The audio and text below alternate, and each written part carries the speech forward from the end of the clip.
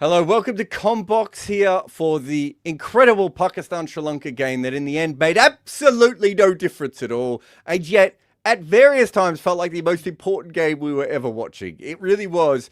I feel a little bit stupider for having believed in this game at all, but for me, I would say this. If nothing else, there's a lot of people telling me this game was fixed. If you honestly have now watched that entire game and think it was fixed, cricket's probably not for you. Right, there's probably something else that you need to watch in your life. I'm Jared Kimber. I'm here with Varun Alvagonda as well. I think Bayram's dropping in shortly, or at one stage. I think he just finishing up his live on Pro Sports. So yeah, He'll be coming over. What a fascinating game, because we are sitting here going that Pakistan underscored by making 212, and yet having watched the rest of this tournament, Pakistan massively overscored, Varun, by making 212. It was such a stupid game, Jared. I think I was telling Behram on his live that this is one of those games where Sri Lanka either bowled out for 90 or they'll chase this, and they nearly did. Like, you knew this something was like this was going to happen. Like at one point you're like, oh, could Pakistan pull this up when they were like 3 or 4 down? And then they were like, okay, game's done. My They're just favorite gonna thing be a about snooze this is fest. how And then New Zealand sensible. nearly chased this down. I still don't know how that happened. Well, my Like, favorite thing about everyone this is turned the two games that Sri Lanka had to bat normally in, right? Yes. They batted as if their ass was lit on fire, right? And then this one, they went, do you know what? Actually, now that we're out of the tournament, what if we just knock the ball around a little bit? Maybe take a chance. Okay, that hasn't worked. We'll pause it and we'll come back later. That's the batting that we kind of expected in the other two games, but they just came out and just kept pressing wicket over and over again when they were batting. Like, it was absolutely fascinating all the way through the different things that happened, and how many times also it was like, oh, this isn't actually going to be a big game, or this isn't that important, or Pakistan's going to score so many runs that Sri Lanka's going to collapse, or whatever it may be. And every way through, this game went, no, we've got one more twist for you. We're going to drag you back in. Oh, you think this game's over? How about some dew? No, I think at the 10-over mark, I was thinking, you know, have you seen like on the like a TV show, The Flash? There's like something called the speed mirage, where like you go so quickly that like it almost looks like this split into two or something, like from different timelines. It felt like that for me with Sri Lanka. I'm like did they accidentally think like they were batting in the previous games at the 10-over mark? Because it felt like they were chasing 150 and not 213 at one point, right?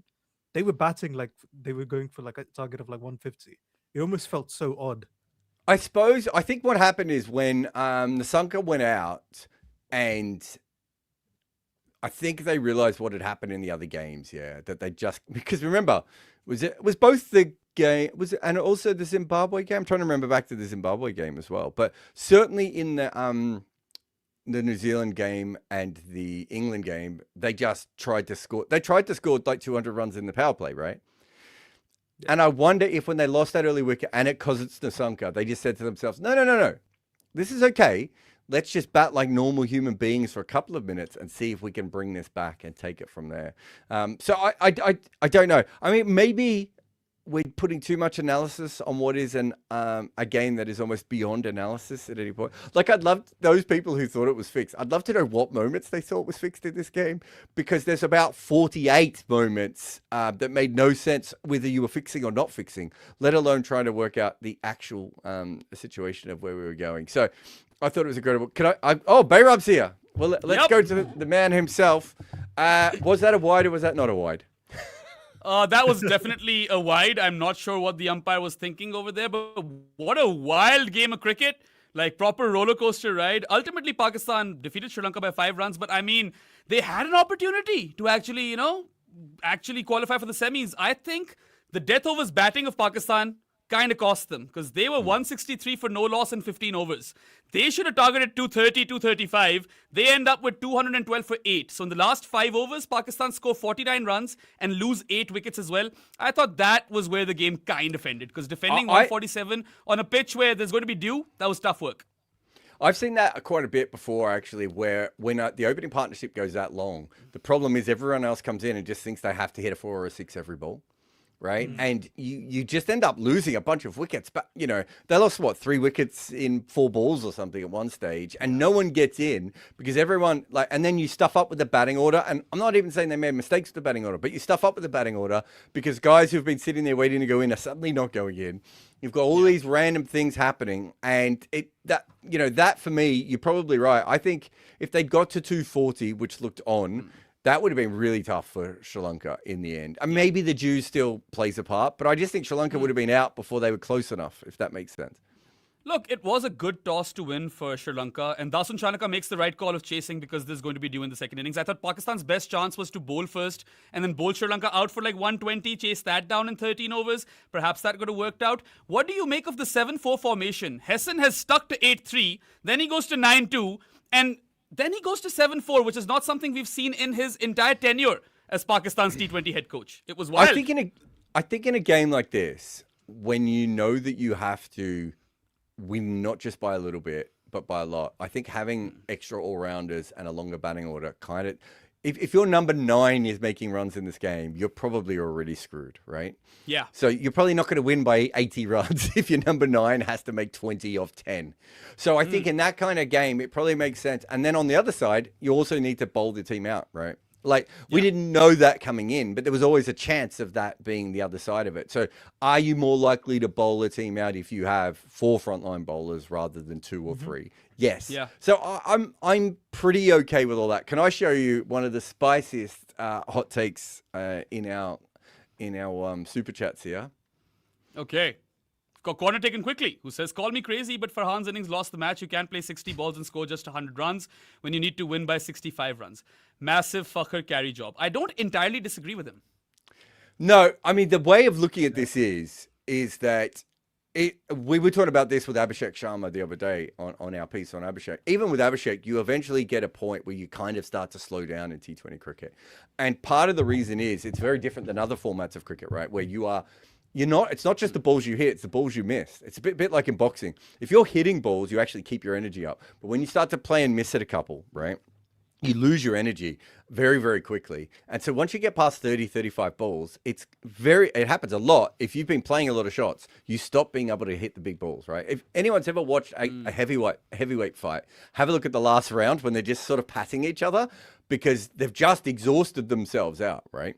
And a similar thing happens with T20 batters when they're really going for it the way that he was. And he was trying to hit the ball really hard, really often. He's got that kind of Luke Wright style about his batting where it's very masculine and like bottom handy and he's trying to overhit every single ball. And those are the sorts of guys you would think that would affect as well. The issue here is that that this comment makes sense, except for the fact that no one else came in and made any runs. So if he goes out, let's say 4 overs earlier, maybe they make 190. I mean, I don't know. Like it's hard to say that is the case. But yeah, probably. The other argument is if he does go out 4 overs earlier, maybe the batters coming in would think they have the luxury of taking 3 or 4 balls to get set and not think they have to go immediately. I think that's fair, but I just think this was a wicket that once you're in, you could hit on. And I think that all the way through the game, we saw that, right? That once you're in, I'm not sure the 3 or 4 balls would have mattered in that situation. But you're right. I mean, it could have gone in a very different direction if he'd gone out. But who's going to retire him? Do you know what I mean? Like in that form, it would have been the wildest call of all time. Also, if you break down his innings, right, if you've been following Saib Zada Farhan's World Cup, and you better be because he is top run scorer. In fact, he overtook Kohli to score the most amount of runs in a single edition of the T20 World Cup ever. So there's a record. He scores 100 of 60 today. His 50 actually is faster than his previous ones. Today he gets 250 off 32 balls. Usually it takes him around 37 balls. And then, his 100 comes off 59 balls. Then he's out next delivery. I think that he ran out of steam a bit. There's that thing.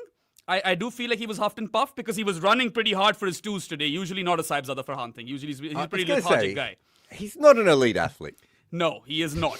But then again, another thing that we need to consider over here is that how many times did we see Saib Zada Farhan smash the ball to short cover? Right? Like, there were plenty of those balls. So he didn't make the most of his bad balls either. And I don't want to completely slag him off because he's been such a star batter for Pakistan in this tournament. He scored like almost, over 1/3 of their runs? And he's the top run scorer of the tournament. But I can see the logic of how someone would think that 100 of 60, ultimately cost Pakistan. Although I'm with you, Jared, no one else performed. Yeah, this isn't like the Dawid Milan 100 in when England were trying to pass 500, is it? Right, where everyone made runs and through no fault of his own, Dawid Milan playing like Dawid Milan stops them making 500 runs. This is two guys made runs. And what should have happened is the other 9 guys should have combined for another 50 odd runs, which gets them to the total, which probably gets them into the semi-final. And that doesn't happen. And as I said before, I think it's probably a combination of when he went out, it was hard for everyone else to start straight away, and everyone felt the pressure that they had to go straight away. And sometimes that happens. It's not that rare. As someone who watches a lot of T20 games, this is something I see a lot, right? Where the openers go absolutely ballistic, and then it's like, well, surely everyone's got to score, and the others just don't, right? Yeah. So also, these things happen. Sri Lanka give Pakistan a fair few opportunities if you think about it. Theekshana drops Fakhr on 15. Then Shanaka had the cotton bold opportunity to dismiss Farhan on 74. Vilalage then drops him in the same over, Farhan, when he's on 75. Plus all the misfields and the overthrows, Sri Lanka were really, really sloppy in the field. So Pakistan getting to 212, there's a bit of element of that poor fielding as well from Sri Lanka, I feel. Is Varun not going to speak? Usually he tries to wing these things, relying on you and me to speak. Yes, that's very true. Sorry, We need I was Rob just Barron for looking the at fielding, man, comments. honestly. I thought you were talking to Jared too. I mean, Yeah. there was an element. There was an element there in that period of, like, I think once they hadn't got a wicket early on, I think Sri Lanka were a bit like, well, what's happening here? Like, what's the benefit for us in that sort of situation? And then when the collapse happens later on, they probably put themselves into a situation where they're like, actually, they haven't scored. They haven't hit us out of the game now. Like, we have a chance. But yeah, there was that period where it felt like there was a misfield every 2 balls, right? And that they weren't stopping it very well. And, some really key errors that were going on. But again, and I think this is probably why people are like, oh, the fix is on. It's like, this is what happens when you're an elite team and you're in a position where it doesn't matter. Like, there's a part of you that's just like, what are we even doing anymore? Prudvi here says, cricket player does a bad thing, which they do quite often. And fans think, is this fixing? And that says more about the people who were suggesting it than it does anything else. But the truth is that you do get situations where it's obviously that was not a fixed game. Imagine writing that script down. Guys, this is how it's going to go. And you hand it in to someone. The guy's like, we can't actually replicate this. This doesn't make any sense. But there was this one point, Jared, if you remember, Asalanka took a catch riding the boundary and he stepped on the Toblerone, right? And that's the point where on our Pro Sports Live, everyone was like, that looks dodgy, that looks dodgy. And I was like, yes, that's really poor work. And it does look dodgy, but Sri Lanka have no benefit over here either, apart from perhaps getting another game in their host sometimes shit country. cricket is shit cricket, right? Not every Yeah. Also, like, imagine them going, Asalanka, just when the ball's coming towards the boundary, if you could take a catch really casually, but then stand on the... Like, when people say fixing, like, I study this shit for a living. Right? I've been involved with judges, with cricket boards, with anti-corruption boards. I have, given testimony, right, on fixing and all sorts of things. I basically changed the way the BPL was run, right? That in no way could you fix that moment, right? That's not how you fix moments, right? Also, the way that you usually fix things is so different to that. Yeah, usually also we don't see a lot of match fixing now. It's usually spot fixing because that's much easier to control and much easier to spot as well, isn't it? I was going to say, it's much a really easy tell a thing guy to go, see. Like on 14.3 where you need you to bowl a wide or a no ball, right? That's very different to, okay, in this specific moment, if there's a catch hit long off with the ball that's like 25 meters high in the air, we need you to make sure it goes for a 6. I'm like, who the fuck is predicting that? Yeah.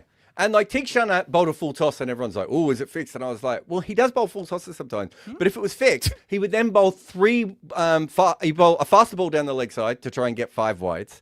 Then he bowled 2 more full tosses. That's how fixing looks, guys. It's not just as Prudvi said there, oh, someone has made a bad cricket moment, so that must be fixing. If that was the case, all cricket is fixed all the time. Yeah. Also, Fakhr Zaman undoubtedly played the knock for Pakistan. It was a better knock than Farhan's. He gets to 50 off 27 balls and ultimately ends with 84 of 42. But he's dropped on 15 by Theekshana. Things could have been very different if Fakhr is caught there. And then he was also caught behind on 46. They never sent it upstairs. They didn't take DRS for that one. So Pakistan had their fair share of luck as well to get to that total. I wouldn't have given that out if that went upstairs. That ball was I not didn't next see to the that. exact delivery. Wasim Akram was absolutely certain that he hit that. And he's going, look, you see the spike? And I was like, yes, you also see the massive gap between the ball and the bat, right? Oh, is it? That is the one. Yeah, I thought there was a gap there. I missed that frame. Don't get me wrong. Some umpires would have given that out. That's not a...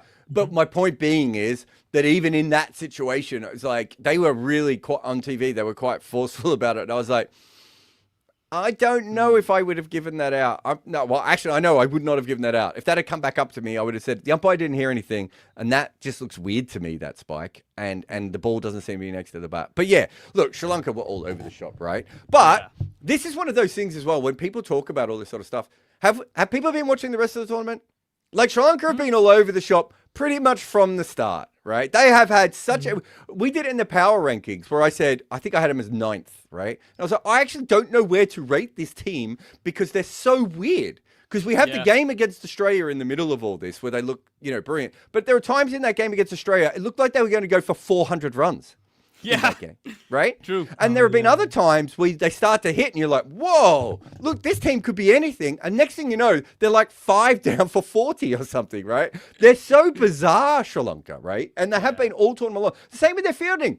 There have been games when we were like, oh my God, is Sri Lanka going to become a great fielding side again? And then the next game we're like, oh my God, how many donkeys did they actually have out there that don't know how to stop a ball? Yeah, and even if you look at their batting innings, right, for the longest time, Pakistan was in this game with a chance to qualify for the semis because Sri Lanka weren't doing particularly well. Gamal Mishara played a bit of a blinder in the power play, which is why they get to 49 for 2 at the end of the power play, right? Then they're 85 for 3 at 10 overs. You're still thinking a few more wickets over here, things could turn. At one point, they were 101 for 5, and I was like, get Ratnaike, and Pakistan are in business. Yeah, exactly. But then it's weird how they're 135 and they basically doubled that score. Knocked Pakistan out. Then they actually get close to the target. Yeah. They scored, 72 runs for the loss of 1 wicket in the last 5 overs to get to 207 for 6. It was incredible how they nearly won the game from there. I called the family in when the 5th wicket fell, and I said, because I think if Pakistan take a wicket here, Pakistan could win this, and it could be really, really exciting. I was right that it was going to be really exciting, but in no way even similar to how I had brought everyone in. And it was really one of those kinds of games all the way through. To go back to Pakistan in the first innings as well, of Sri Lanka had bowled a whole ass full of shit all the way through, right? And then suddenly at the death, they were like, oh, no, we've got this. We understand what we need to do now, and we're just going to nail it. It's like, you had 16 overs to bowl like this, right? Why wait until now? It was crazy. I mean, I was on the live and we were discussing what Pakistan need to do when we did power play score predictions. I was like 62. The other guys were in the high 50s. Pakistan scored 64 for 0. At the 10 over mark, they're 102 for 0. And I, at that point, said after 10 overs, they need 160 in 15. They were 163 for 0 in 15. They had to score 230 to 240 over here. And then the death overs batting kind of lets them down. But then again, all of those new batters, they came out, tried to hit, got out. The batting order still wasn't all too bad. They kind of tried to send the right guys at the right time. It's just that no one came off. It's one of those things where I think, again, it might have been one of the TV commentators was like, oh, they're getting too funky with the batting order. And I was like, this is one of those things where you just send out, like I've been in the dugout when these sorts of things have happened before, right? You just kind of send out who you think is going to work in that moment. And sometimes because you can set everyone out. That is not a position you're in that often in a T20 game where it's the 15th over, right? And you're thinking we still have 9 different teams that we can send out.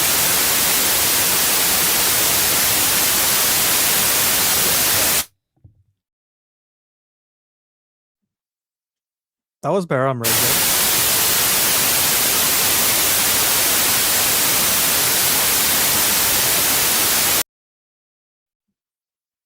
I think that is Bahram. I think it's you, Bahram.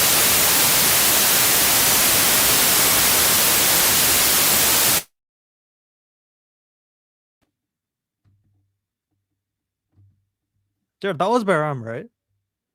No. Oh.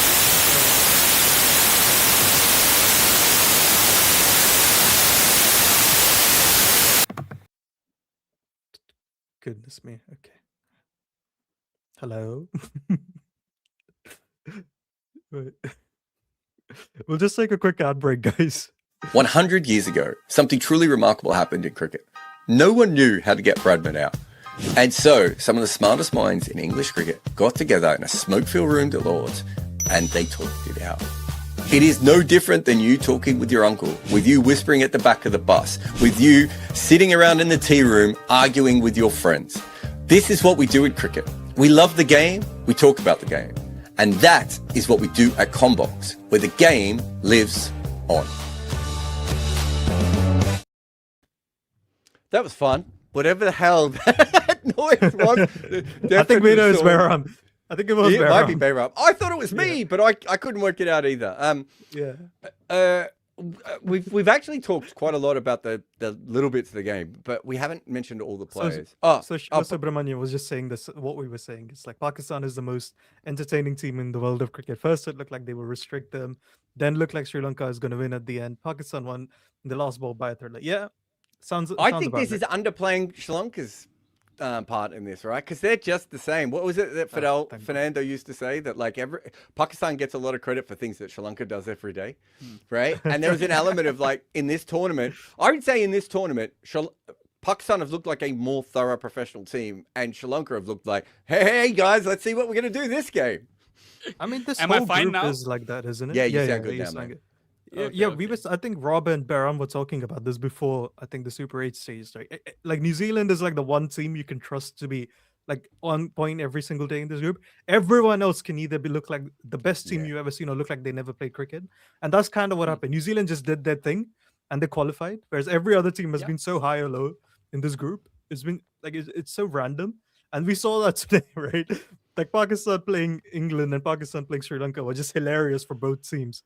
Yeah. I don't mean, think it this was- comes as this isn't. I didn't think this is as chaotic overall as that England Pakistan game was. That was stupid cricket on both innings. This was just like almost like a second innings domination in terms of stupid cricket. I want to say. Yeah, I mean, look, this was still a roller coaster ride in terms of all the different things that could have happened. Like, for the longest time, we thought Pakistan were in with a chance, and then Sri Lanka nearly win the game, right? And, like, Dasun Shanaka was one hit away from winning this game for Sri Lanka. Doesn't turn up for the most part after that 19-ball half century in the group stages. And today it was a 24-ball 50, unbeaten on 76 of 31. That is the high end of Dasun Shanaka that we got to see today in a T20 game. So Sri Lanka have been equally bizarre, I would say. Yeah, no, I mean, absolutely. And as I said, you get to a position, I think, mentally where you're like, you're not taking it that seriously. And then the openers go nuts, right? I think that's also another big part of this emotionally. Like, I'm not saying that Sri Lanka didn't go out to win the game. I think they did. It didn't go their way early on, and then they couldn't get the wicket of the openers. And at a certain point, you're just like, and they're all pointing at each other and blaming each other. And you know, they're not blaming each other just for that mistake. They're blaming each other for the fact that they're going home early at this tournament. Like, it becomes like that. And also, I mean, we barely mentioned him, but Fuckers Imam was absolutely incredible, right? Like, I mean, I think the other day, Robbie was saying that they had to bring Fucker into this side. And Varun quite rightly was like, but he doesn't make runs in T20 cricket. This is the exact innings that everyone knows that Fucker Saman should play like this, but we've never really seen it consistently in T20 cricket. And then he's like, oh, okay, so we're basically out of the tournament here. I'm just going to drop this in. Maybe he only plays good cricket for Pakistan in major tournaments, Bayram, when there's a chance that Pakistan's about to go home, like the Champions Trophy. Yeah, look, he is known to be a big match player, and he even had that knock versus Australia in the semi-final that they lost in the 2021 T20 World Cup, right? Yeah. The Champions Trophy 100 versus India, and that was a phenomenal tournament for him overall, right? He kicked Ahmed Shahzad out of the team like permanently over there. And over here, I mean, look, Fakhar is really, really unlucky that Pakistan haven't played him as an opener in T20 cricket consistently, because he's done really well for the Lahore Qalandars in the PSL. But in T20s, he's often dropped down, and he's been this versatile batter trying to fit everyone else in the top order. It's been kind of unfortunate today when he ramped Shanaka for 6. That was like probably my favorite shot. It was an incredible knock, but I still thought Pakistan missed a few tricks with the selection, right? So Saim Ayub, Babar Azam and Salman Mirza went out to make way for Naseem Shah, Abrar Ahmed and Khwaja Nafi. I think Saim should have played. You keep that explosive dynamic batter in there who can also bowl a carom ball, just because, like Fakhar, if Saim comes off, there is a very high ceiling to what you can achieve. Yeah, I mean, I'm looking at his numbers here. Even as an Underwhelming, opener, he's underwhelming. He's been underwhelming as an opener. He's been underwhelming when he's not an opener. Like it's remarkable to see a player of his talent with his hitting ability to be averaging 24 in international T20Is with a strike rate of 132 over what? 120 matches. It's not Yeah. like it doesn't make any sense. And then you see him today, and you understand why a cricketer like Robbie's like, oh, just fucker, we'll fix this. And it's like, well, he should, but he often doesn't. And then I just thought he was absolutely brilliant today. The way he went about it. You talked about the six. Was it Liange, the one that you meant? Oh, you yeah. got- It was Lianage who he ramped for 6, I believe. That was incredible because it was 120 k's an hour. That shit Yeah, it doesn't was even make really- sense. Why are you ramping a slow. guy bowling like that, right? And then the next ball, he plays almost a sweep shot off him, right? He was so in control of what he was doing, and they were actually thinking back on it. They were actually really good decisions because there's no way that Lianage is going to come in and bowl a solo ball first ball. So he knows it's going to be pace on, not a lot of pace, but pace on. And then the next ball, he's like, great. Now all I need to do is get inside it and get it over these two fielders. I thought it was just genius batting. Again, where has this been for 119 other games? Yeah, really, really underwhelming T20I record for Fakhar. But today he looked like peak Fakhar, and I don't think he's going to play another T20 World Cup because he's old. But fantastic 84 or 42. Two guys who could have We done just what answered Fakhar this. did. We just answered this from Latam, who said, Yes, why yes. doesn't he always open? We do think he should open more, but he's also been Yeah. shit when he has Because opened. he's been shit, right? Yeah. No, but Because he's been Pakistan were- shit is the answer, right? Yeah. Pakistan was yeah. so persistent with Babar and Rizwan for the longest time. They could have tried Fakhar a bit more in that particular era, right? Like, because they were like Yeah. sure shot, like stubborn over there that no, these two guys have to open. But anyway, apart from Fakhar, there were two other guys who had ceilings so high I thought they could potentially pull off something incredible for Pakistan. One is Saim Ayub, who I talked about. Why the hell have we not seen Fahim Ashraf in the Super 8 stage? He's the reason Pakistan were in the Super 8s versus that knock versus the Netherlands. That was a bit of a Yeah. shocking decision for me. He's a I really don't good think utility they batter, know how and to he use could have him, smashed. right? He could have smashed Yeah. pace at the death. You know? Yeah, but the thing is, right? Like, I understand why they don't know how to use him because, like, even though like he looks like he should be a number 7, I don't know if I'm a top order batter, I wouldn't be that confident if he was at 7. And his bowling is not really good enough for him to be a proper number 8 all the time. Like, what do you think about that, Jared? That's the way I feel about Fahim at times. Yeah, I think there is a bit of that, isn't there? How many? I was actually just trying to have a look at, has he bowled in T20 internationals? I'm just trying to have a look at his overall record in T20 internationals. So he's got 61 wickets and 85. I mean, he's hanging around, isn't he? His figures are actually good overall. But I think if you're in a game like this, do we really expect him to help you bowl anyone out? Right? And I think that maybe that was the part of it. But yeah, I think he is one of those players who there's probably franchise teams that he fits into perfectly. He's a little bit like, I was going to say Tim Bresnan, but Tim Bresnan's still angry that I made a video about him. I'm mentioning that recently. But Tim Bresnan or Sam Curran or those sorts of players who in some teams don't work at all and in other teams are absolutely perfect. And I think if I you kind are... of see it. Yeah, I was thinking that as well. He's probably Yeah. not quite that because he's a better bowler and not as good a bat, is he? Yeah. He's the bowling all-rounder version of Shivam Dubey, I think. I would Yeah. say Fahim Ashraf is a slightly better version of Dasun Shanaka, honestly. But Dasun Shanaka can bat in the top 7 and then gives you 5th/6th bowling overs, right? And I think Yes. the problem with Ashraf is you probably end up in a situation where you're like, do we actually want him to be one of our 5 bowlers? No. Yeah. And do we I want him also to be don't one of wanna our lose 7 him. batters? Yeah. No. And so that's Is what I he a mean. That's classic that. 7.5, Jared? He is a 7.5, exactly. And that's what I mean of, like, it's like the Sam Curran situation when Sam Curran was out of the side. It wasn't actually really Sam Curran's fault. It was just that he didn't fit into the team at certain points, right? So, And it's Jared, why I have a Sam question Curran can for make you. some teams incredible and make other teams look worse.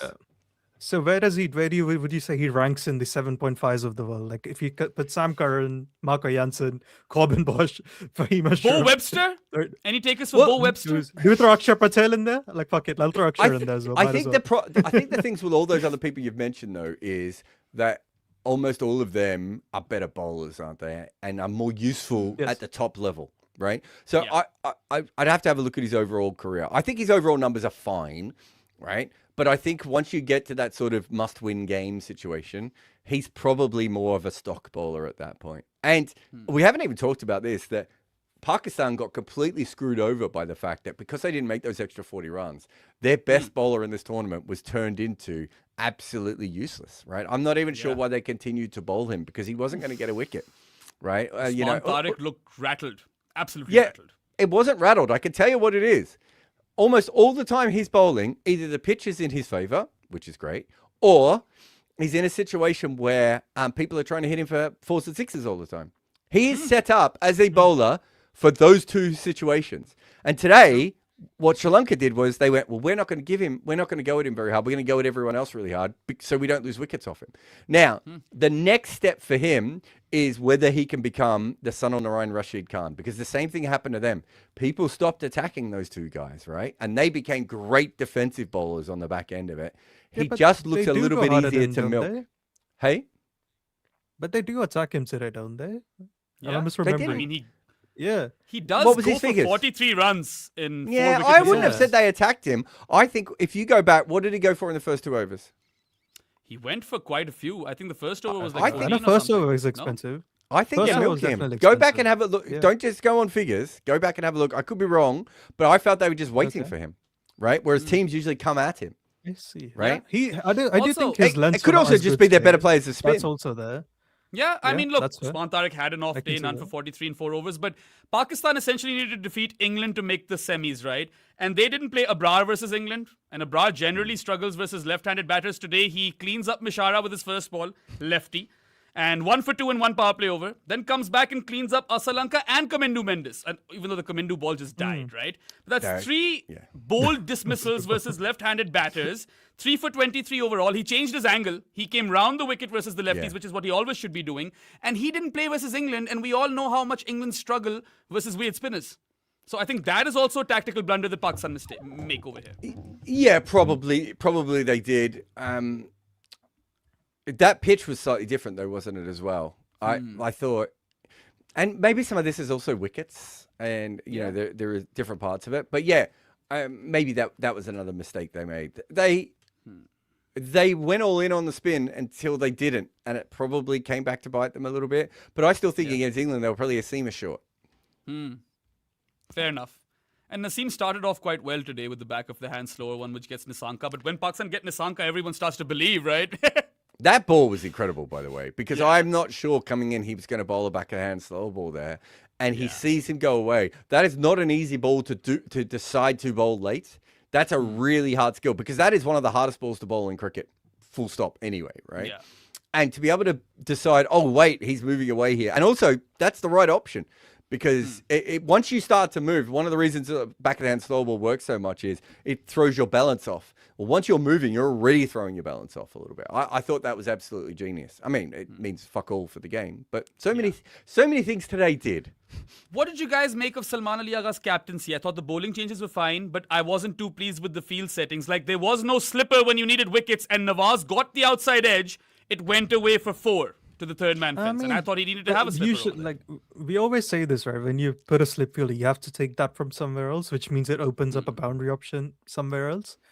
So it's one of those things where I'm like, everyone always says this, right? You see this a lot in Test cricket. It's like, oh, well, why is the field so spread? I'm like, because otherwise you'd be complaining about too many boundaries. That's Yeah. why the You're field is spread. defending 147 on a pitch that is. What was helping the score batters. when that happened?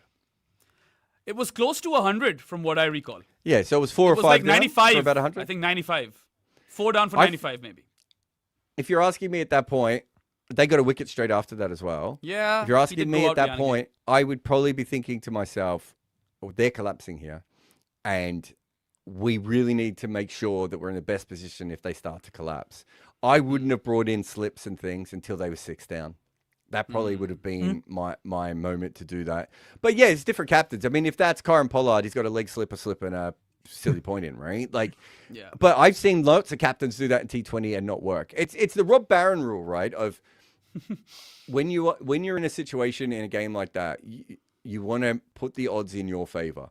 I'm not sure if I'm the captain that a slip at that stage is in my favor, because I'm actually already got them.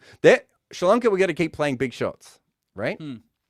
So your best chance of getting them playing big shots, is that an edge to slip? Or is it having the fielders out on the boundary? So look, I get it. I don't think you're wrong, right? Like, I definitely understand why you're saying it, but I do think there's an element of it. You know, there are 2 ways to make that collapse happen. And one is you put a slip in, maybe you bring in a short cover or something as well, or you even bring an extra fielder in, which if I'm captain, I probably do. But most captains probably think, no, what we need to do at the moment is keep the pressure on them, let them see the scoreboard, and then when they start to knock it around, that's when you bring everyone in, right? And at that stage, they were still going. Yeah. Also, the issue is because there's two different targets here. It's Sri Lanka of playing for the actual target. Where Behram is saying, "Well, why aren't Pakistan bowling like it's their target?" So there is a bit of a mismatch. I think what you're saying, Behram, usually works if when both things are aligned. Whereas I think because both things are so different, there isn't really a right method. And that's the point, isn't it? You're saying right? you're going to take 6 wickets for 48 runs, right? At that point, roughly. That's bloody hard to do if you don't have all your fielders out as well, right? Because it goes in both ways. That's what I'm saying. I don't think there is an actual right answer or a wrong answer in that situation, because if they had got the 6th wicket, right, when they first started hitting sixes, that first one goes straight up in the air, right? They probably would have rolled through Sri Lanka at that point, right? And they had a huge chance of winning. So, it can go in either direction. There's no right answers. There's only Pakistan. Yeah, true. And I mean, I can see your logic. And Lianage went out soon after anyway. And Nawaz is the one who got him. But Pakistan didn't help themselves in the field either. We talked about Sri Lanka's fielding, but Pakistan were quite terrible. Shadab misses a run out when he has 3 stumps to aim at early on, right? And it's a Shadab. Shadab Khan is supposed to be Pakistan's best ever fielder. He should be getting that run out. There were misfields. Usman Khan could have gotten Asalanka behind the stumps when he was on 12. There was an edge, but it hit his leg. Again, tough chance, but there was still a chance. Nafe nearly pulled off a screamer when Asalanka was on 24. There was that. And then Ratnaike was dropped by Fakhr when the game was done. Pakistan were already knocked out. Ratnaike was on 55, so maybe that doesn't matter. But Pakistan needed to be perfect in the field. In a game where Sri Lanka are set up to at least knock them out, even if they aren't set up to chase down 213. Let's be honest. It was a good batting wicket, right? So the chances of you bowling a team out for 148 relies a little bit on Sri Lanka going, fuck, we're out of the tournament. And probably relies on a brass spell with someone else, right? Yes. Yeah. It probably needs someone else as well, and they just didn't quite get early the second. Shaheen wickets. You needed Uzi Tariq to be on the top of his game. You needed one of those two things. Only one of those two things. Because that is one of those things of I remember when I was with Scotland, we had to win a game by heaps against the Netherlands. I think this is right, and and everyone's playing like a dual game in their heads, and it gets to you a little bit. But once that starts to work and you realize what you're doing, like everyone sort of pulls in the one direction. But there's always a part of you that's like, well, this is actually really hard. Like, we've got to win this game by 90 runs, or, we've got to win this game by the 12th over, or whatever it may be. It's like, we would never plan to try and beat a team by this much. Do you know what I mean? So it kind of needs to fall into that place naturally, which it did with the opening partnership, and it did when Abrar was bowling. And then you need the whole team to go, oh, okay, we've got this, bang. And unfortunately, that was the bit that was missing there. Yeah, I mean, look, I'll still maintain that Pakistan's best chance to go through the semis was bowling Sri Lanka out cheaply if they bowled first and then chasing it down in 12 or 13 overs. That's but you usually can't fault the best them for trying. That's the way that you usually do it, right? Yeah. That's a much easier way of handling it. I mean, Pakistan have been a poor team in this tournament. They haven't had many good days because they got swept away by India, and then the England game they should have won. But today I can't fault them for trying. They did some good stuff. Some Sri Lankan performances really go under the radar. I don't think anyone else is going to be talking about Dilshan Madhushankar. And he went for 17 runs in his first 2 power play overs, but he ends with 3 for 33. So the 2 overs at the death are 3 for 16, which is brilliant. And this is a guy who wasn't even a part of the squad, right? Sri Lanka have had a billion injuries themselves. So I think he did really well. And Shanaka might have gotten Sri Lanka super close to victory. But Pawan Ratnaike knocks Pakistan out, right? Like, that knock completely kills Pakistan off. And even though it was, a 32 ball 50 and 58 of 37, he has had some good knocks in recent times, although the shot versus England was terrible. Even though Sri Lanka will be very disappointed by their display in this T20 World Cup, there are some players over here to look forward to in the future. I actually think both of these teams are not... This tournament was way too early for both of them. I thought that perhaps with the extra spin and Pakistan being in Sri Lanka, they could make a better run for it. I had them quite high up the power rankings. but the pitches actually haven't spun that much since then, right? Yeah. They almost spun. Weirdly, they've done the opposite of what ICC tournaments do. They kind of usually spin more later, and they haven't. So once that spin disappeared, Pakistan's looked a little bit like they are a team trying to work out. I mean, the fact that they've gone in with 7-4, 8-3, 9-2. and 9-2, right, tells you that is Mike Hessen thinking to himself, we don't really know what our best version of this is yet. And it's the same with Sri Lanka of, we talk little things, right? When Hasaranga was injured and we were like, oh, great, they'll bring in Jeffrey Van der Sey, who's been bowling against England and bowling quite well. I'm sure he'll come in. And it's like, no, we're going with another guy who's basically a club spinner, right? Like these teams don't really know what their best sides are at the moment. They've got younger players who are talented. There's a lot out there. But also the fact that they've dropped Babar Azam after bringing him back in. They brought him in as insurance, and then they decided they didn't want to pay the premiums. Yeah, I mean, look, he had to be dropped. They dropped him a bit too late, in my opinion. And his T20I career at least should be over. I don't think he fits Oh my into God. any plans. If it's not, what has happened? What? Let's try and write a script of what would have to happen next, right? In order for Babar Azam to play another T20 international. I often think to myself, are they hell-bent on the idea that he can be a middle-over spin negotiator? Because he hasn't really proved that. Or is it the pressure of dropping a superstar? Because he really hasn't been performing like a superstar. I don't know what quite happened over there. He shouldn't have played versus England. Or even, been in the lineup for the New Zealand game, which he was. That game never happened.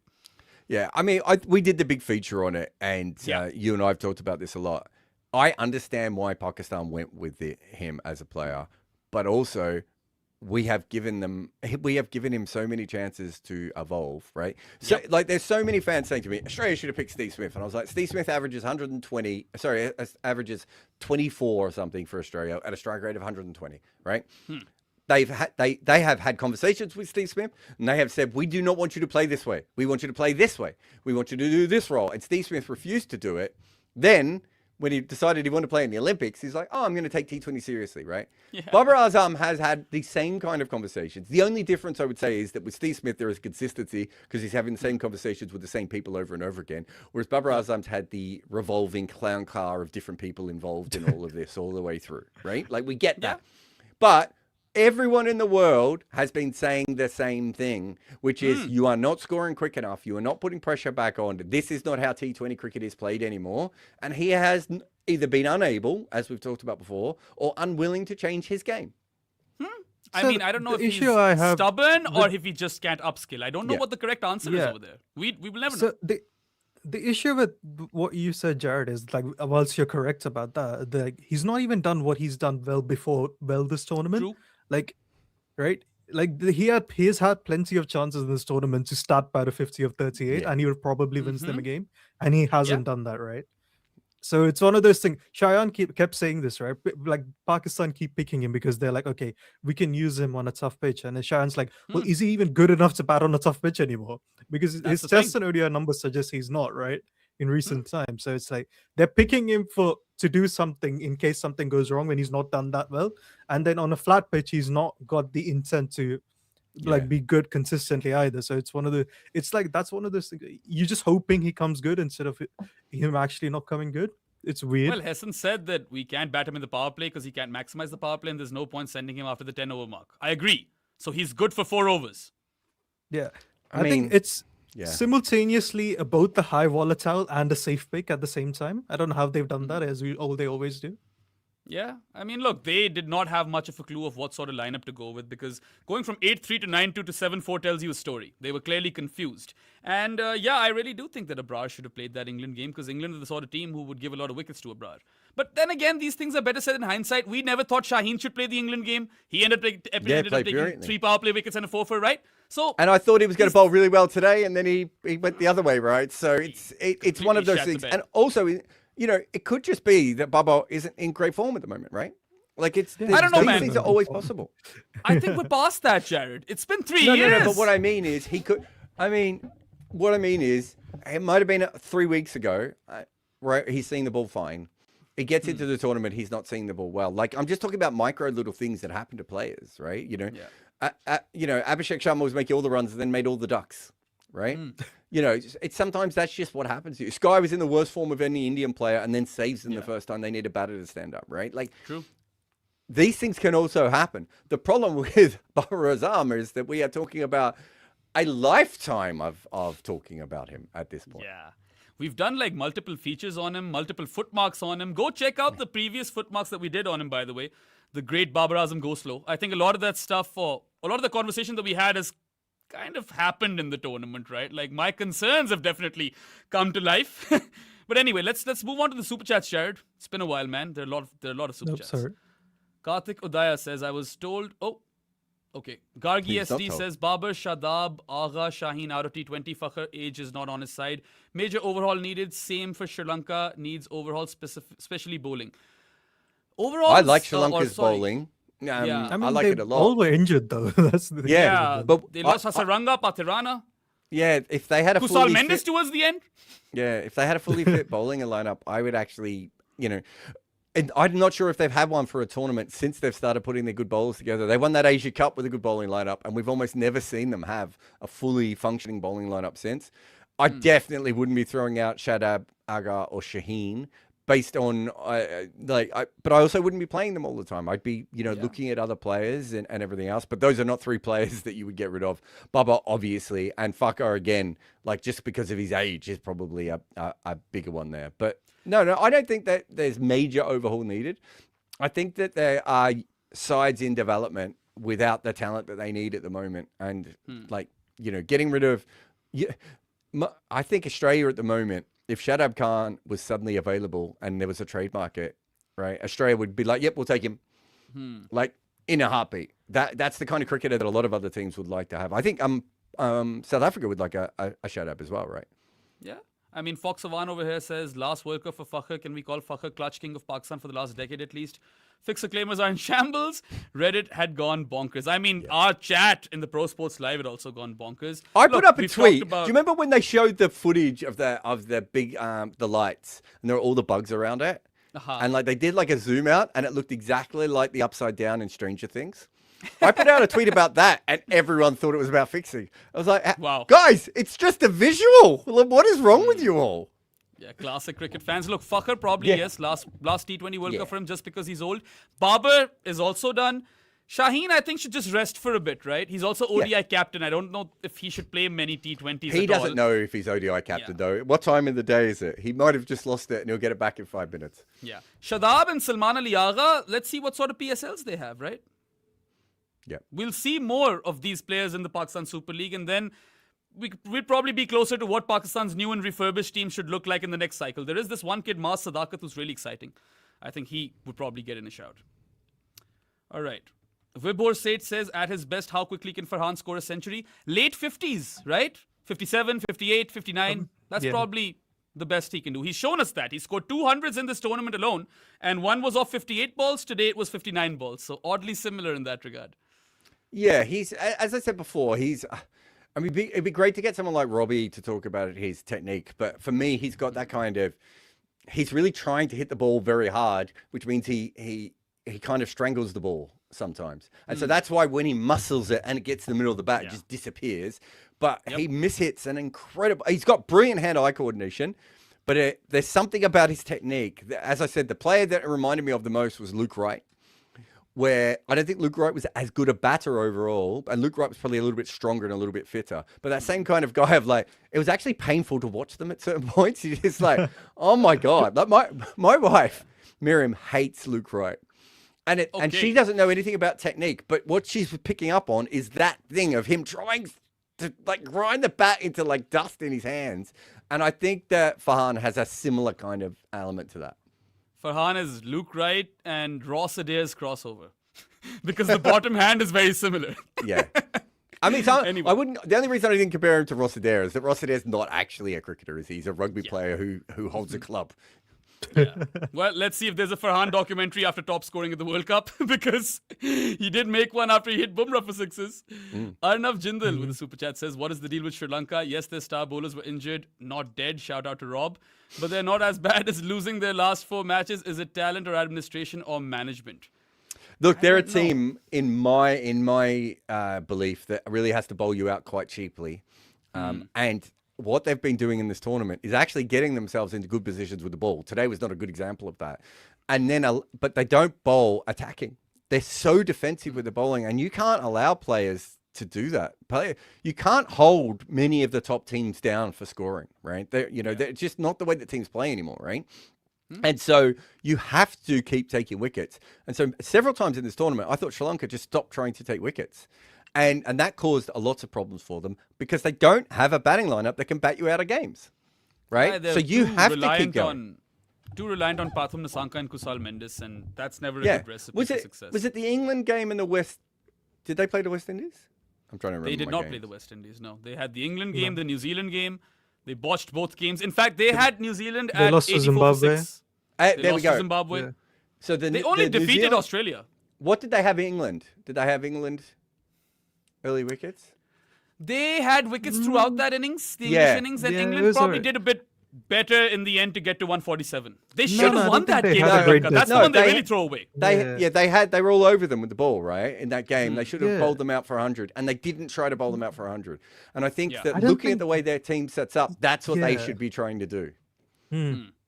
Yeah. Okay. Also, they batted like idiots versus England and New Zealand. Yep. So. S. Vishwas 1 says last 5 overs were Dasun Chanaka's brilliance or Pakistan's resignation. I think the batters were too new at the crease. They knew they had to whack it, and they just kept going out. Yeah. There was a couple of balls. It is one of those situations we get really excited when people hit lots of sixes, but there was a couple that looked like they could have gone straight up in the air and didn't go that far over the boundary. Also, I think Pakistan had to have an emotional reaction to the fact they knew they were out of the World Cup. You're not trying as hard once you know you're out of the World Cup. And then the third thing was there was clearly due by that point, right? The ball just wasn't coming out of their hands as well. I thought Vishwas was asking about the first innings last 5 overs because that's where I feel like Pakistan lost the game. They needed 230 to 240. Oh, no, I thought he was talking about the... Yeah, he is talking about Shanaka's knock. It was still great hitting by Shanaka, but Shanaka's... He's so frustrating because he can do this, but it's so infrequent. Yeah, Pakistan had just resigned as soon as Sri Lanka got 148. You could see it in their body language. They had given up. Suri Proy says, 4 runouts missed. Can Pakistan not Pakistan for a day? Yeah, they did miss an awful lot of runouts, man. And the Shadab one really should have been a runout. That's the guy to get you a runout. Yeah. 3 stumps to aim at. They were, as we said before. Again, these are the sorts of things that if you put that together with a Braz bowling, you have a chance. And they didn't put this together. They had chances. They didn't take them. Is that 4 runouts or 4 direct hits? Or is it the same thing? Because I feel like teams miss a lot of direct hits anyway, don't they? Yeah, but that one... It was a different one. It was too close. At a certain point, though, if you're trying to bowl a team out for 40 less than par, you kind of have to get the direct hits foreign. That's true. Yeah. That's very true. Fair enough. Okay, what's next? We've got Jack who says, wish it had been a tie. Super over and a dead rubber would have been hilariously amazing. New Zealand do a Pakistan, get themselves some nifty Kudrat ka Nizam going. No, I think New Zealand are just the better team, man. You've got to give it to them. I think they're just a better. At the very least, they're a more even team. I think that's they're more consistent. They're both even and better. Yeah. You know what to expect with New Zealand. You don't know what to expect with Pakistan. But those sort of teams are also fun. England is one of those teams, like Pakistan. So the average is higher than Pakistan, and the standard deviation is lower. It's probably the best way to explain it. Essentially. Jared, can you say this phrase? So I've always struggled with this one, and I think it's something to do with the dyslexia. Also, I don't like the letter Q, just as a personal point of pride. What's my last name? What's my last name, Jared? You can think of it as Your K. last name is Bogan. But it's Quadrat Ka Nizam. Is that right? No, I think it's easier for you to think of it as a K instead of a Q. Yes. I think. No, so that's the issue I have, because I know it's a K, right? But once someone tells me it's a K, I don't read it as a K. I think to myself, wait, QK? K? Is it Q? Do I say it like Q? That's the problem I have with the kind of Someone said Kudrat Ka Nizam with the K in the chat. I'll put it up. How do you pronounce Quinton de Kock's name if you've got these issues, dude? Too many Qs, too many Ks. So the Q in Quinton, right, is different than the Q in this. That's the problem I have.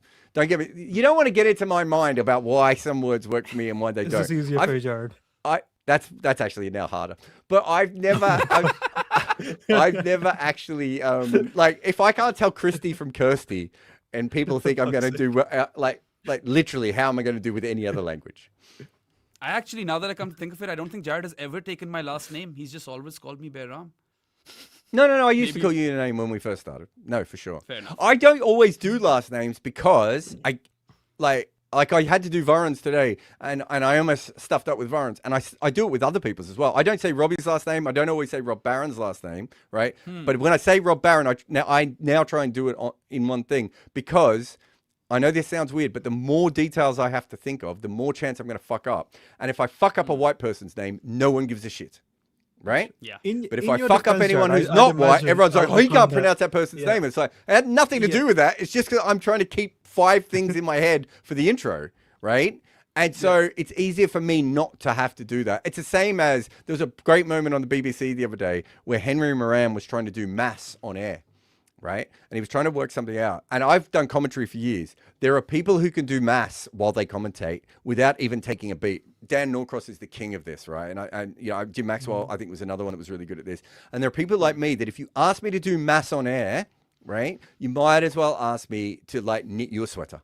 Like there's no chance I'm going to be able to do it. And yet I'm brilliant at maths in any other situation. But it's the way that these things work. Anyway, Quadrat a film no, I was going to make a Quidditch joke then. I fucked it up. Quadrat in the Quidditch? How about this, Jared? Oh my See, god. that might have fucked up his name forever for me. Yeah, you're trying to break him, guys. Go easy. It's pretty easy to do. Give me the other super chat Raj should pull structure. up the next shot, yeah. Yeah. N43059 says DRS for wide ? This could happen in a World Cup final. I do like that rule from the IPL actually.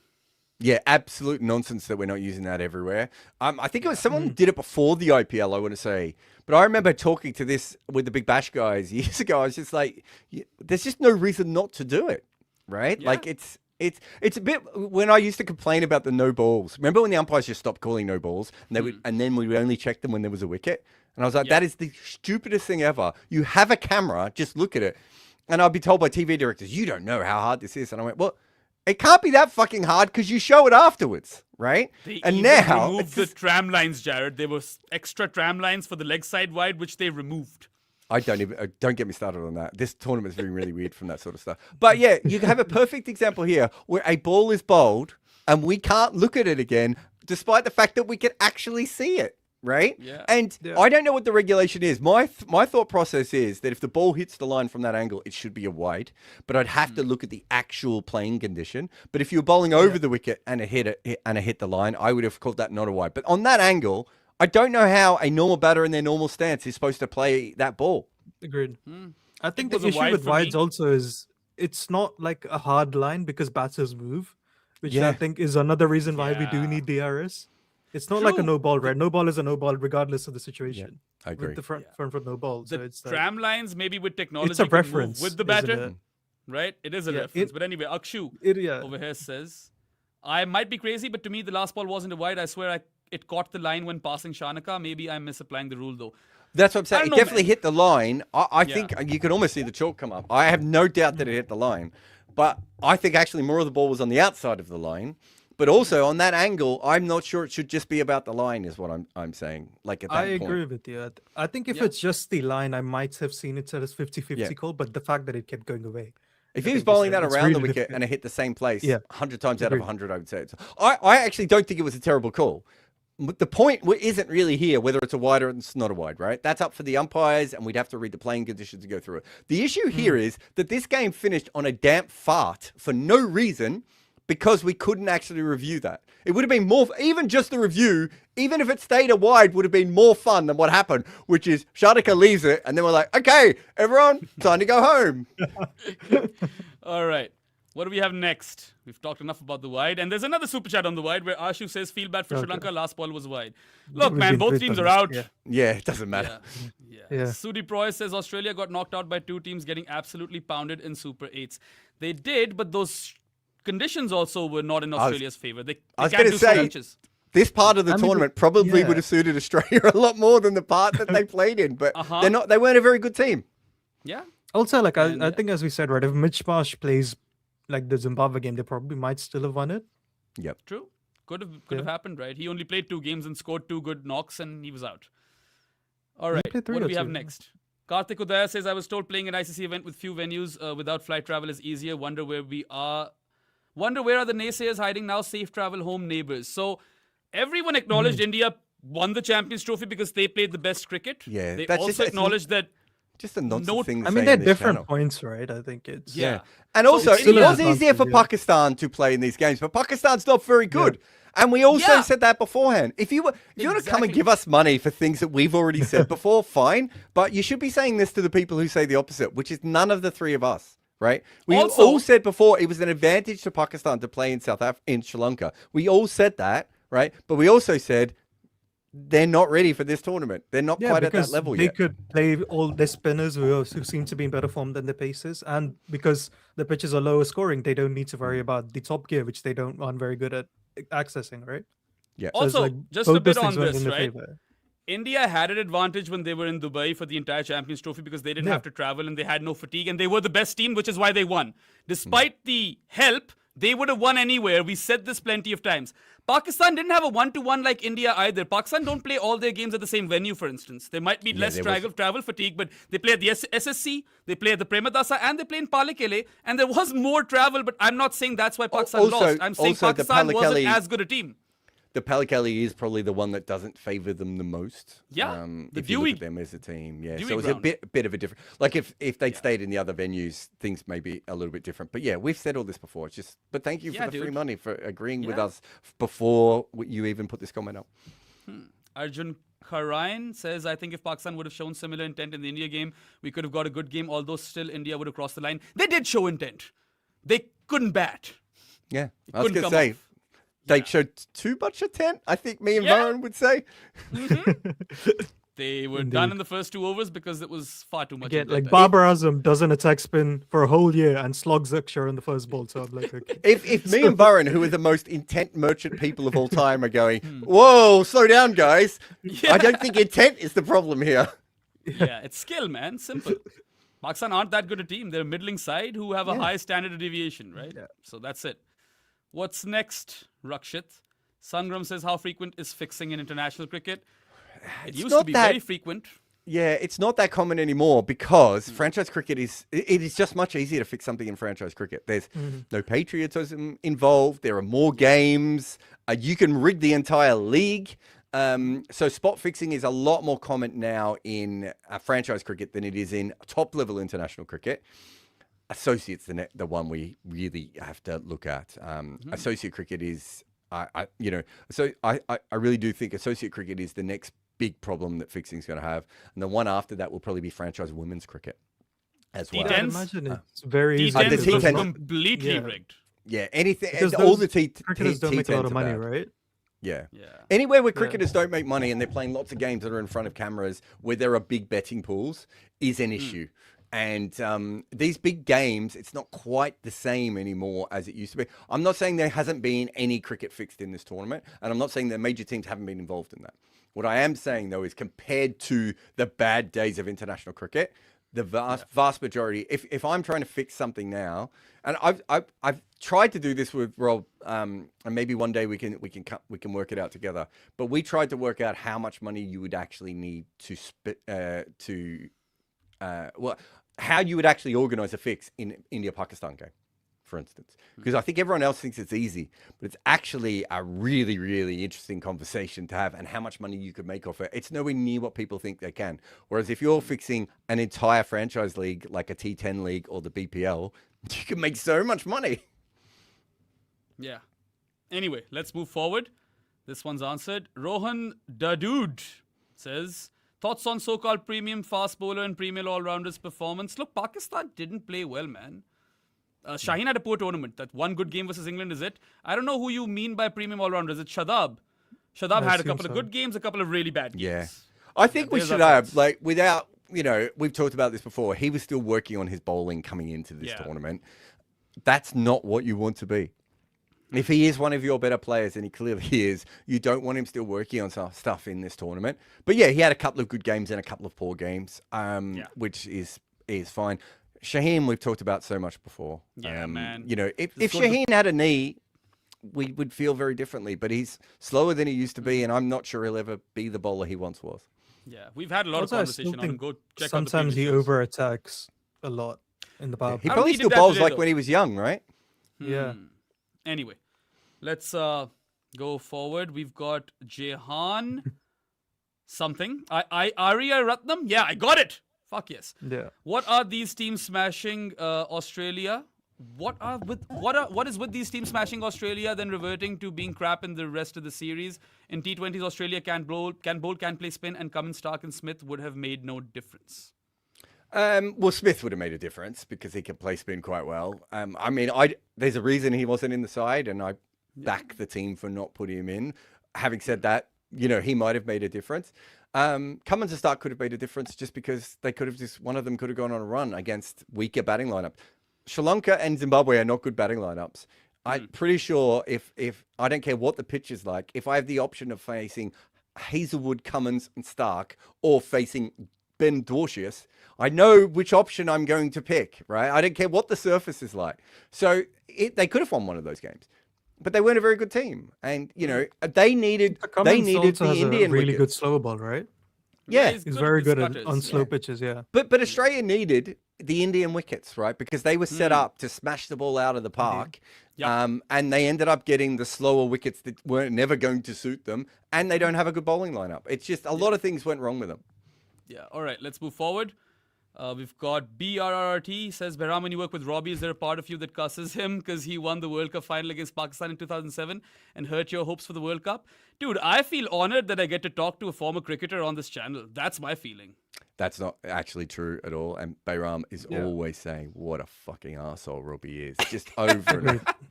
I can second that. I witnessed that with my own eyes. We've got the messages right here. We got the video evidence of it. Look, here's the thing. Once you start working in the industry, you just start working with people and you take them from who they are. And look, I don't want to say anything nice about Robbie on this channel, and it may be the last time I do. But Robbie is a really nice guy, and he's very hard to hate. And trust me, because I'm very quick to hate everyone. Agreed. Yeah, I mean, first time I talked to Robbie, I was in love with the guy. I messaged my God. Jared right after. Yeah. I've deleted all the messages that Behram said because I will not accept anything nice being said about Robbie. All right, let's move forward, Rakshit. Steve Watts says England can't win the World Cup without Butler, but what can he do from here to flip the switch and come good? Should he just shut himself off from practice and clear his head, or should he be dropped? This is probably now. Yeah, this is probably a much better question for someone like Robbie. It's so hard. And I always think this is the situation where as a selector, you just have to go, what if he's just not gonna, what if it's just wrong? And you keep picking him because he's Joss Butler, right? And he's sitting there going, I can't do the thing I need to be able to do here. And it's a really hard decision.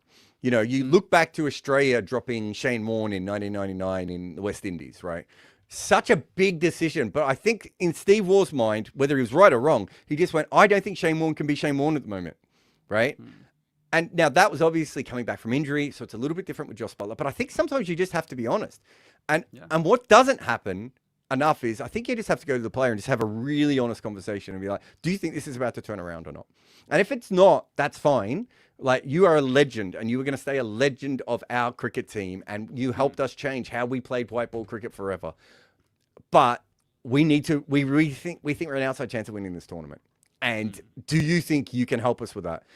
I think I don't know Joss very well at all, but I think Joss is the sort of guy you could have an honest conversation with, right? Whereas some players will always be like, of course I'll do it, Skip. I'll go. I think Joss is the sort of guy who's like, do you know what? I actually think I am hitting them better in the nets at the moment. I think I can do this. Or, I don't know, guys, you're going to have to make the decision for me. Yeah, Jared, I was just going to ask you, because I was looking at his data, and I think 4 of his 5 dismissals versus pace have been the wider balls. Do you think it might just be one of those things where they're just bowling better to him? Yes. Rather than it just being like a momental thing? Or it could be both, of course, but still. I mean, I could go back to when I was planning against him in 2018. My theory was always you put 2 slips into Joss Butler and you bowl wide and he pokes at the ball, right? Now, it's hard to do in totally T20 cricket. BGTing this, Jared. Yeah. And also, when he's in good form, right? My theory, to go back to our conversation before, try telling Stephen Fleming that you need 2 slips in for Joss Butler when he's about to reverse ramp something for 6, right? It was an optimistic theory that I came up with, but we've seen it in Test cricket. He does struggle with that delivery. And when he's in form, he can play around that. When he's out of form, he's probably more likely to go out to those deliveries. The other way Also, to look the at other it thing is that is- he's due. Yeah. And if he's So due, we would- a score might I come think now. we would. Yeah, I think I remember talking with Cheyenne about this at some point. I think since like the last 2 years, his numbers at 3 are better. Do you think that's partly because he comes in after the initial seam is bits are done, and it's much harder for you to do that plan outside the power play than it is inside the power play? I think I actually don't think he's a particularly attacking batter in the first 3 overs of a power play. Like I'd have to go back and check the numbers. No, it's I not actually just think- the attacking thing, right? No, It's no. But just, what I like, mean you're is, less I don't likely see to what do the. it, right? I never understood the idea of opening with Josh Butler because I actually think his main skill is later on in the game, probably batting at number 3 or number 4, right? And he's never been used that way. If he's not, if you think that there's a better usage of him, yeah, maybe this is the time. They've got other openers in this side. Duck it.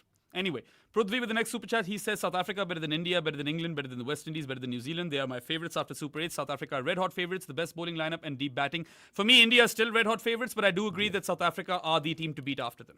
I think South Africa's They're the in most better form, informed team. I don't think they're the Yeah. best team. Yeah. Also, agreed. I wouldn't put New West Indies above New Zealand. I don't trust West Indies' bowling. Yeah. That's all. Same. Yeah, Also, I'm- and I they might- basically yeah. forfeited the power play this tournament as well with the bat. So Yeah. Anyway, let's move on. Let's go through these ones quickly. I need to go home, guys. Shiva Subramanian says, oh, come on, Behram. Pakistan just traveled 154 kilometers in this tournament. India is traveling 10 plus kilometers by any team, most by any team, and also India is most traveled team in 23 World Cup. One time we got advantage, world gone crazy. You did not win the competition because of the advantage. You won Are the you even competition because you listening, are the Siva? best team. Pakistan had an advantage, but Yeah. not the same advantage because they weren't playing at the same venue over and over again. But still, even if they were, they do not have that good a team. This is not Siva, rocket so science. what buddy. Behram and Nonsense, Jared mate. were You've saying actually is- got to listen to words when we they say had them, the mate. advantage, but they won Yeah. in spite of it, not because of it. I think that's Yeah. the Yes. best way we can They put it. did. It is Exactly. very Yeah. fair to say that India had that advantage in that tournament. Yeah. But if you go through the whole history of World Cups, do you know what you're going to find? Lots of these. The reason it's been pointed out about India is because it was in a different country and it was done for other reasons. It wasn't just, you ended up in that situation. But teams end up with those advantages all the time. But as we were very clear at saying, and you can keep giving us free money, we will take your free money. As we keep saying, they were by far the best team in that tournament. They were destined to win it if they had to play it in Pakistan as well. We Yes. said that so many times. You'd have to be a fucking idiot to keep questioning that, right? So if you want to give Prashant- us free money, we'll take the free money. Yeah, let's move on, guys. Prashant Tomar says, I know but can't prove it, but Babar saw Akshar's video of making fun of his English in one video on booze bumps and meme reaction. Yeah, I have no clue about that. I have no idea what that means, I but okay, absolutely no idea what those that are is, words yeah. that existed. Yes. Oh, All right, yeah. let's move on. And we've got Prashant once again who says, Kuldeep Yadav or Varun or both because Varun's form is concerning. Agreed. My stick form with has been Varun. really bad. I still stick with Varun. Oh yeah, Varun's form has So- been terrible. He wasn't even here for the first 20 days. I don't think Varun's form is that concerning, but I think that teams have played him well recently. But he's been the best bowler in the world. If you drop the best bowler in the world on the back of 2 bad games, you probably deserve to crumble in a knockout game. I don't. I don't think want to get anyone, too. Yeah. I don't want to get too Alan Donald in the 1996 World Cup quarterfinals about this, but my God, that did not age well. Yeah, anyway. I don't think anyone has looked at his lengths more than I have in the last few days, and I don't think there's much issue. It's just that what's happened is anytime he's missed a length, teams have been more ruthless because they think they have to disrupt him. And so with on the Kuldeep thing, we were discussing this on the group as well. I was looking. So if you look at Eden Gardens, it supports slower spinners who bowl fuller or faster spinners who bowl in the defensive length. So it suits both of them. So if you wanted, you could theoretically play both. But if you have our sleep, you can take early wickets and destroy West Indies as well. So there's no And right or Arshdeep is wrong in form. answer. Ashdeep's Yeah. doing well now. Yeah, he bowled well in the last game. And it suits Akshar as well because he naturally bowls in both zones, actually. If you look at it. Okay. Nice. All right, let's move on. Hassan Ahmed says Pakistan is the kind of team which thrives on emotion and chaos. A number of Pakistan analysts say don't pick an under 19 like Samir Minhas and Ali Raza in the main team. Mistake. Pakistan have done this all the time, buddy. Wait a Picking minute. Young players. Naseem Don't Shah pick an debuted under- at 16. But this also doesn't make any sense. Don't pick an under 19 player, but then you also said it's a team that thrives on emotion and chaos. So you're saying they should continue to thrive on emotion and chaos? How about they just get more professional and play cricket better? I don't know. I'm just throwing that out there. Yeah, that's a bit of a contradiction, but I do agree professionalism is the biggest issue with Pakistan cricket. And we always say that as well. W. Bruce Bale says, like the front foot no ball, wide should be third umpire's call. Agreed. We agree. Yeah, we agree. Let's move Again, so the issue I have with that, Jared, again. No, Varun. on. Oh my God, The line Varun, is there's the no line. time for your issues, Yeah. bro. The I'm line tired. is the line. The wide line moves. That's all I'm going to say. Okay. Let's move on. Okay, Hertz manager says, standing in for Jessica again. Shout out to Jessica, the Transmetal Alchemist, total legend. On a lighter note, please consider slapping a tariff on Behram whenever he plugs in Pro Sports. He runs a good show, though. Okay, can someone go and when he does Pro Sports, can we see how often he mentions good areas or Commbox? I want to see. Very frequently. Well, Very, very frequently. until I see the data and know that it's exactly the same in both directions, you may get fined. I'm sitting in a Pro Sports studio right now. They're letting me do this. There's the plus point. Anyway, the last super chat is a fun one. Jared, try this out. We've got ARIEC Genon. Do it. Ku Ed Rat Ka Ni Zam. All right, then. What a brilliant note to end this show on. Thank you, everyone, for your interactions and your super chats. They definitely make a difference over here. And do remember to follow Commbox everywhere as well. Like, share, subscribe. We'll be back once again tomorrow after the doubleheader to review both games. Till then, you guys have fun. Enjoy the T20 World Cup. Take care and goodbye. Cricket has never finished at the close of play. It lives in the arguments, the memories, the comment sections. Cricket makes you talk. Commbox is entering that chat.